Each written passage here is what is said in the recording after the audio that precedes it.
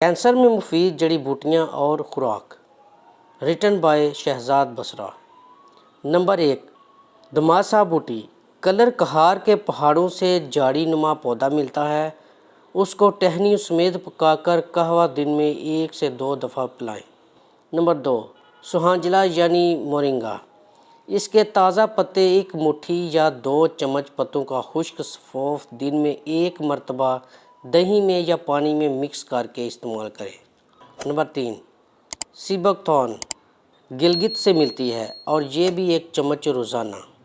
Number 4, लीमू सालन पे डालकर या स्कंजबीन बनाकर। नंबर 5, हल्दी दूध में डालकर।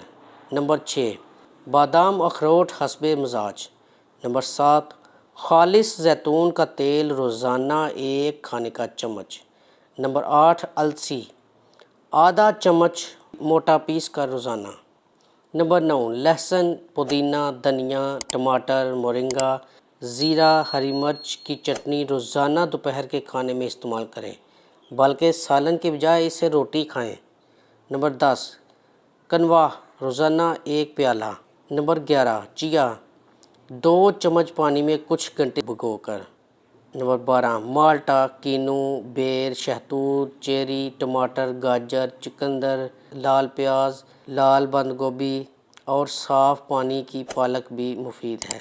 नंबर 13, लौंग दालचीनी मोरिंगा अदरक पुदीना तुलसी ये कड़ी पत्ता का कहवा भी कैंसर के लिए बहुत मुफीद है।